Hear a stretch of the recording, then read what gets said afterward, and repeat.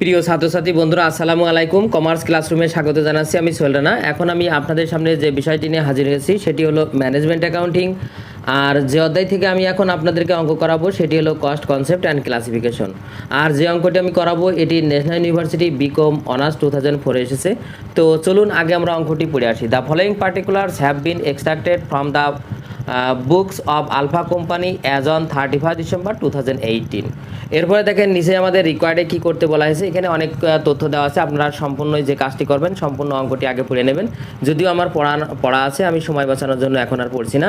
এরপরে দেখেন আমাদের করতে বলেছে you are required to prepare cost of goods sold, a material consumed, prime cost, factory cost, total cost and net profit or sales. আমাদের এই আইটেমগুলো করতে বলেছে। তো এই আইটেমগুলো করতে বললে আমাদের এখানে নিশ্চয়ই কস্ট শিট আমরা সেটা বুঝতে পারছি, তাই আমরা আগে একটি ছক আঁকবো। তো ছকে দেখেন Alpha limited statement of cost of goods sold and profit for the year ended December 31, 2018। তো দেখেন এখানে আমাদের অনেক কিছুই চেয়েছে, ম্যাটেরিয়াল কনজিউম চেয়েছে, এরপর প্রাইম কস্ট চেয়েছে। আর আমরা জানি কস্ট শিট তৈরি করতে হলে আমাদের ওই ম্যাটেরিয়াল কনজিউম থেকে আমাদের নিট প্রফিট অর্থাৎ সেলস পর্যন্ত আমাদের লাগে। তো সেই আইটেমগুলোই আমরা এখন ধারাবাহিকভাবে বের করব। তো আমরা শুরুতেই ম্যাটেরিয়াল কনজিউমড বের করব। আর ম্যাটেরিয়াল কনজিউমড বলতে আমার ব্যবহৃত কাঁচামাল, অর্থাৎ এটা যেহেতু একটা উৎপাদনমূলক প্রতিষ্ঠান, আর উৎপাদনমূলক প্রতিষ্ঠানে প্রথমে যে ব্যয়টি বের করতে হয় সেটি হলো কাঁচামালের ব্যয়, আর যেটাকে বলা হয় ম্যাটেরিয়াল কনজিউমড। তো এই ম্যাটেরিয়াল কনজিউমড বের করতে হলে আমাদের যে নিয়ম সেটা হলো প্রথমে আমাদের ওপেনিং র ম্যাটেরিয়ালস লিখতে হবে। ওপেনিং র ম্যাটেরিয়ালস। তো দেখেন ওপেনিং র ম্যাটেরিয়ালস আমাদের অঙ্কে দেওয়া আছে স্টক অফ র ম্যাটেরিয়ালস 1/1/2018, তার মানে এটাই ওপেনিং। আর ওপেনিং র ম্যাটেরিয়ালস আমাদের আছে 1,50,000, যেটা আমরা প্রথম টাকার ঘরে লিখব। এরপরে আমরা জানি এই ওপেনিং র ম্যাটেরিয়ালসের সাথে এবার পারচেজ অফ র ম্যাটেরিয়ালস যোগ হবে। তো আমাদের অঙ্কে দেখেন পারচেজ অফ র ম্যাটেরিয়ালস দেওয়া আছে আমাদের 1,32,000। তো আমরা এবার এর সাথে আমরা add purchase of raw materials. তো এই পারচেজ অফ র ম্যাটেরিয়ালস দেখেন আমাদের 1,32,000 আছে, আর যেটা আমাদের যোগ করলে আসবে হলো 2,82,000। আর এটাই হলো আমাদের ম্যাটেরিয়াল অ্যাভেলেবেল ফর ইউজ। তো এটা না লিখলেও হবে, আমি লিখে দিই ম্যাটেরিয়ালস অ্যাভেলেবেল ফর ইউজ, তার মানে ব্যবহারযোগ্য পণ্য। এখন দেখেন এই বছরেই আপনার ব্যবহার করতে পারেননি যেটাকে বলা হয় এন্ডিং র মেটেরিয়ালস, সেটা দেখেন 31/12/2008 যেটা আছে র মেটেরিয়ালস বলে 1,83,000। এটাই হলো আমাদের এই বছরে যে ম্যাটেরিয়ালসটা আমরা ব্যবহার করতে পারিনি, আর এইটা বাদ দিলেই আমরা পেয়ে যাব ম্যাটেরিয়াল কনজিউম। তো আমরা এখানে লেস এন্ডিং র ম্যাটেরিয়ালস।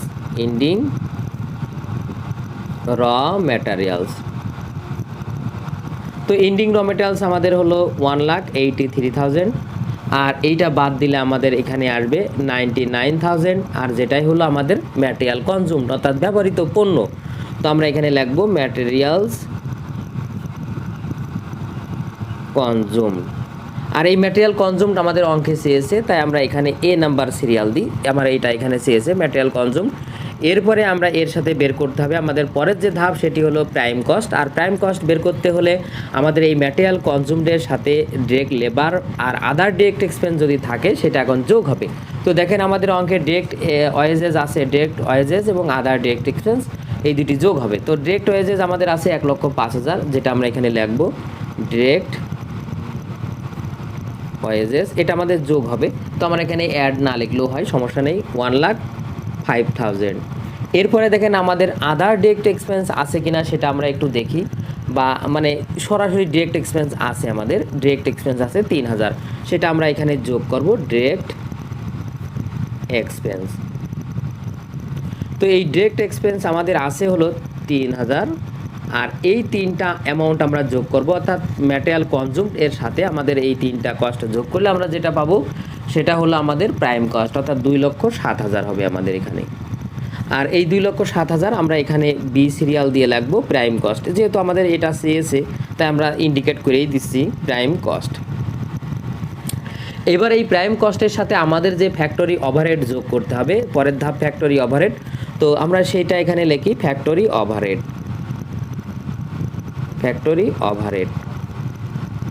দেখেন ফ্যাক্টরি ওভারহেড বলে কিন্তু আমাদের কোনো অ্যামাউন্ট দেওয়া নেই, কিন্তু ফ্যাক্টরি ওভারহেড বলতে আমরা কি বুঝি সেটাকে বলি। যে ফ্যাক্টরির অভ্যন্তরে অর্থাৎ এই পণ্যটা তৈরি করতে যে আমার যে ফ্যাক্টরির অভ্যন্তরে আর মানে কাঁচামাল এবং লেবার বাদে আর যে আনুষঙ্গিক খরচগুলো হয়েছে সেইগুলো এখানে আসবে। তো সেখানে আমাদের কি কি আসে আমরা একটু দেখি। ফ্যাক্টরি রেন্ট অ্যান্ড পাওয়ার অর্থাৎ এটা আসবে, তো আমরা এটা আগে লিখি factory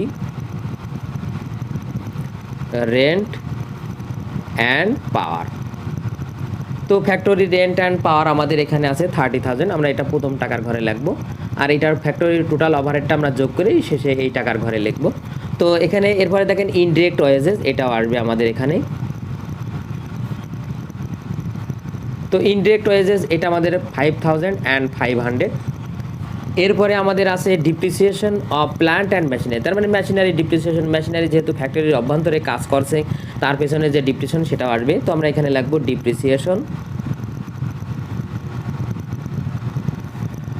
of plant and machinery. তো প্ল্যান্ট অ্যান্ড মেশিনারি আমাদের ডিপ্রিসিয়েশন কত? 7,000। এরপরে দেখেন আমাদের আর কি আছে, আমরা সান্ড্রি ফ্যাক্টরি এক্সপেন্স। তো এই সান্ড্রি ফ্যাক্টরি এক্সপেন্স এটাও যাবে, তার মানে বিবিধ ফ্যাক্টরি খরচ। আর এটা ছিল আমাদের 20,000। আর এইবার আমরা এই 4টে টাকা যোগ করব, যোগ করলে আমাদের যেটা আসবে সেটা হলো 62,500। আর এইটাই আমাদের total factory overhead. Total factory overhead এই 62,500। আর এইটা আমরা এখন ওই প্রাইম কস্টের সাথে যোগ করলে যেটা পাবো সেটা হলো total manufacturing cost, total factory cost বা ওয়ার্ক কস্ট, যাই লেখেন আপনি, সমস্যা নেই। তো সেটা আমাদের সিএসএ ফ্যাক্টরি কস্ট, তাই আমরা ফ্যাক্টরি কস্ট বলেই আমরা এখানে লিখবো। আমাদের প্রশ্নে যেহেতু সিতে দেখেন সিএসএ ফ্যাক্টরি কস্ট বলে, তাই আমরা ওইটা এখন ফ্যাক্টরি কস্ট বলেই লিখবো। তো আমাদের এটা যোগ করলে 2,69,500। আর এইটা আমরা এখন লিখবো ফ্যাক্টরি কস্ট বলে, সি দিয়ে আমাদের এখানে ফ্যাক্টরি কস্ট। এই ফ্যাক্টরি কস্ট এরপরে যে ধাপ সেটি হচ্ছে যে আমাদের এই যে আমরা এই বছরে যে আমার উৎপাদন করা হলো সেটাই আমাদের এই 2,69,500। কিন্তু দেখেন গত বছর যখন আমি কারবার অর্থাৎ ব্যবসা করছিলাম, মানে পণ্য উৎপাদন করছিলাম, তখন কিছু পণ্য ছিল আমার আধা সম্পন্ন, যেটা এই বছরে এসে আমাদের পরিপূর্ণ উৎপাদন হয়ে যাবে, সেটাকে বলা হয় ওপেনিং ওয়ার্ক ইন প্রসেস। সেটা আমরা এখন যোগ করব। তো ওপেনিং ওয়ার্ক ইন প্রসেস আমাদের এখানে আছে 56,000। তো আমরা এখানে লিখি add opening work in process, opening work in progress বা প্রসেস যাই লেখেন, এটা ছিল আমাদের কত? 56,000। এইটা আমাদের যোগ হবে, আর এইটা যোগ করলে আমরা পাবো 3,25,500। তার মানে এই 56,000 যোগ করার পর এরপরে এর সাথে আমাদের less closing work in process, closing work in progress. এই ক্লোজিং ওয়ার্ক ইন প্রোগ্রেস দেখেন আমাদের আছে 70,000, এটা আমরা এখন বাদ দেব। তো 70,000 আমরা যদি বাদ দিই তাহলে আমাদের যে টাকা আসবে সেটা হচ্ছে 2,55,000। আর এইটাকে আমাদের বলা হয় টোটাল ম্যানুফ্যাকচারিং কস্ট বা কস্ট অফ গুডস ম্যানুফ্যাকচার। তো আমরা এটা এখানে লিখবো কস্ট অফ গুডস ম্যানুফ্যাকচার্ড। তো এই কস্ট অফ গুডস ম্যানুফ্যাকচার্ড ছিল আমাদের 2,55,000। আর এই কস্ট অফ গুডস ম্যানুফ্যাকচার্ড আমাদের এখানে আমাদের চাইনি, তো আমরা এখানে এটা লিখলাম না, আমাদের ডিতে টোটাল কস্ট বলে চেয়েছে। তো আমাদের এখানে কস্ট অফ গুডস সোল্ডও কিন্তু চেয়েছে উপরে, তো আমরা এটা সিরিয়াল দিয়েও লিখতে পারি, সমস্যা নেই। এটা সিডি এইভাবে দিলেও সমস্যা নেই। তো আমি এটা লিখলাম না যেহেতু আমার এখানে চাইনি। এখানে আমাদের টোটাল কস্ট চেয়েছে, নিট প্রফিট চেয়েছে, আর উপরে কস্ট অফ গুডস সোল্ড চেয়েছে। তো এরপরে আমার যে ধাপ সেটি হচ্ছে যে কস্ট অফ গুডস সোল্ড বের করতে হবে। আর কস্ট অফ গুডস সোল্ড বের করতে হলে আমাদের কি করতে হবে? ওপেনিং ফিনিশ গুডস অর্থাৎ বিক্রিত পণ্যের ব্যয় বের করতে হবে। তার মানে ওপেনিং ফিনিশ গুডস যোগ করতে হবে আর ক্লোজিং ফিনিশ গুডস বাদ দিতে হবে, কারণ এটা উৎপাদন ব্যয়, এটা এই বছরে বিক্রি করার জন্য উৎপাদন করা হয়েছে।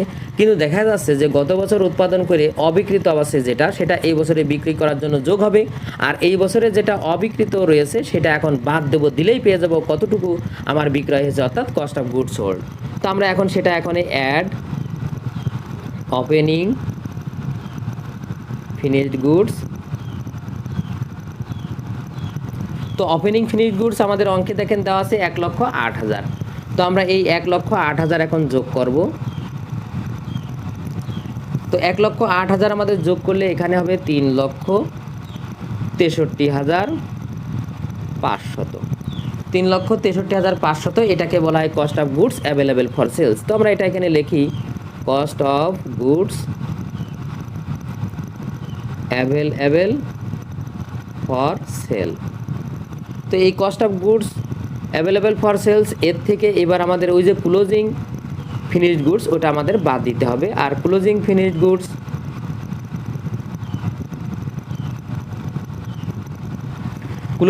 গুডস দেখেন আমাদের দেওয়া আছে 62,000, আর আমরা এখানে 62,000 বিয়োগ করব। আর 62,000 বিয়োগ করলে আমরা যেটা পাবো সেটা হচ্ছে 3,01,500। আর যেটা আমাদের কি কস্ট অফ গুডস সোল্ড, আর এটা আমাদের কিন্তু প্রশ্নে চেয়েছে কস্ট অফ গুডস সোল্ড, কিন্তু এটা আমাদের প্রথমেই চেয়েছে। দেখেন যে you are required to prepare cost of goods sold. তো আমরা এটাও ওই নাম্বারিং দিলাম না, এই কস্ট অফ গুডস সোল্ড এটা আমাদের বিক্রিত পণ্যের ব্যয়, অর্থাৎ আমরা যে পণ্যটা বিক্রি করেছি তার ব্যয়। এরপরে আমাদের দেখতে হবে যে এই পণ্যটা আমাদের যে আরও যে কমার্শিয়াল এক্সপেন্স এবং অ্যাডমিনিস্ট্রেশন মানে অফিসিয়াল এক্সপেন্স আছে সেগুলো যোগ করে আমরা টোটাল কস্ট বের করব। তো আমাদের এখানে অ্যাড অপারেটিং এক্সপেন্স, সেটা আমাদের অপারেটিং এক্সপেন্স বলেই আমরা লিখি অ্যাড অপারেটিং এক্সপেন্স। তো এই অপারেটিং এক্সপেন্স আমাদের দুটি, একটা অ্যাডমিনিস্ট্রেশন এক্সপেন্স আর একটা হলো সেলিং এক্সপেন্স। তো এখানে আমরা 1 নম্বর সিরিয়াল দিয়ে লিখি অ্যাডমিনিস্ট্রেটিভ এক্সপেন্স।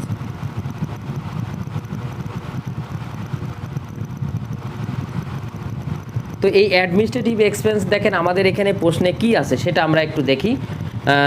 আমাদের অ্যাডমিনিস্ট্রেটিভ এক্সপেন্স কি আছে, অফিস রেন্ট, এটা কিন্তু অ্যাডমিনিস্ট্রেটিভ এক্সপেন্স। তো আমরা এখানে অফিস লিখি, তো অফিস এক্সপেন্স।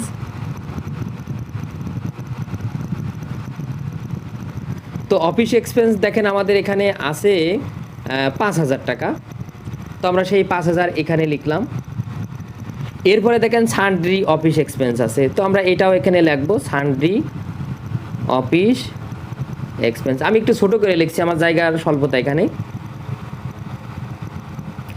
এটাও আমাদের দেখেন সান্ড্রি অফিস এক্সপেন্স 13,000, আর এটা আমরা যোগ করব। যোগ করে আমরা এখানে একবারে 18,000 লিখি।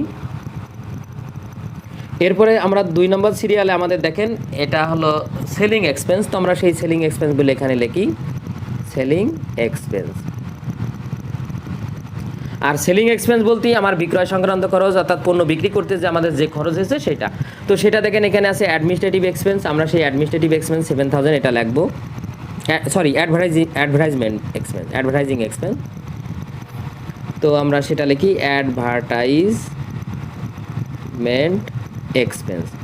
তো অ্যাডভার্টাইজমেন্ট এক্সপেন্স আমাদের আছে হলো এখানে 7,000, আমরা এখানে লিখলাম। এরপরে আমাদের আছে ক্যারিয়ার্স আউটওয়ার্ড, মানে বিক্রয় পরিবহন খরচ, ক্যারিয়ার্স আউটওয়ার্ড। এই ক্যারিয়ার্স আউটওয়ার্ড দেখেন আমাদের এখানে আছে 5,000, আর এইটা আমরা যোগ করলে পাবো এখানে 12,000, অর্থাৎ 12,000 টাকা। এইবার দেখেন আমাদের এই যে এই টোটাল যে খরচ অর্থাৎ 3,01,500 যেটা কস্ট অফ গুডস সোল্ড ছিল, তার সাথে অ্যাডমিনিস্ট্রেটিভ এক্সপেন্স 18,000 আর সেলিং এক্সপেন্স 12,000। সেলিং এক্সপেন্স আমাদের আর আছে কিনা একটু দেখি। এই যে আরেকটা আছে, ভুল হয়েছে আমাদের এখানে, যে সেলসম্যান স্যালারিস অ্যান্ড কমিশন। এই সেলসম্যান স্যালারিস অ্যান্ড কমিশন এটা আমাদের লিখতে হবে সেলসম্যান স্যালারিস অ্যান্ড কমিশন। আর এইটার টাকা হলো আমাদের 13,000। তো আমরা এখানে ছোট্ট করে লিখি 13,000, এটা কাটা 13,000, আর এই 13,000 যোগ করলে আমাদের এখানে হবে 25,000। এইবার আমরা এই যে টোটাল যে কস্ট আমাদের বের করতে হবে এই 3,01,500 যেটা কস্ট অফ গুডস সোল্ড। এরপরে অপারেটিং এক্সপেন্সের ভিতরে ছিল আমার অ্যাডমিনিস্ট্রেশন এক্সপেন্স 18,000, আর হলো সেলিং এক্সপেন্স আমাদের 25,000। এই যে এই তিনটা অ্যামাউন্ট যোগ করলে আমাদের যেটা হবে সেটা হচ্ছে 3,44,500। আর এইটাই হলো আমাদের কি টোটাল কস্ট। তো আমরা এটা এখানে টোটাল কস্ট বলে লিখি, যেটা আমাদের প্রশ্নে চেয়েছে টোটাল কস্ট, তাই আমি এটা ডি নাম্বার সিরিয়াল দিলাম। এরপরে দেখেন নিট প্রফিট অর লস, কিন্তু নিট প্রফিট আর লস বের করতে হলে আমাদের সেলস লাগবে। তো সেলস দেখেন আমাদের অঙ্কে দেওয়া রয়েছে, তো সেই সেলসটা আমরা এখানে আগে লিখি। সেলস আমাদের এখানে কত, 4,22,000 টাকা। এই 4,22,000 যেহেতু সেলস, আর এই সেলস থেকে আমাদের এই কস্ট প্রাইস যেটা আমাদের ছিল 3,44,500, সেটা আমরা বাদ দেবো। বাদ দিলে আমরা এখানে যেটা পাবো সেটা হচ্ছে 77,500। এই 77,500ই আমার ছিল কি প্রফিট। তো যেহেতু আমরা এই প্রফিটটা এখানে বের করলাম, তাই আমি প্রফিটটা এখানে আমরা এখানে ব্যালেন্সিং ফিগার মানে বিএফ বলে লিখি, কারণ এই সেলস থেকে টোটাল কস্টটাই আমরা বের করলাম, তাই এটা ব্যালেন্সিং ফিগার বলে আমরা এটা লিখলাম। তো এই ছিল আমার আজকের অঙ্ক। তো ছাত্রছাত্রী বন্ধুরা, আজ এই পর্যন্তই। আমার ভিডিওটি কেমন লাগলো অবশ্যই কমেন্ট করে জানাবেন। যদি ভিডিওটি ভালো লেগে থাকে অবশ্যই ভিডিওতে একটি লাইক দেবেন। এছাড়াও অন্যান্য বন্ধুদের দেখার সুযোগ করার জন্য অবশ্যই ভিডিওটি শেয়ার করবেন। আর আমার চ্যানেলে আপনি নতুন হয়ে থাকলে অবশ্যই আমার চ্যানেলটি সাবস্ক্রাইব করবেন। আল্লাহ হাফেজ।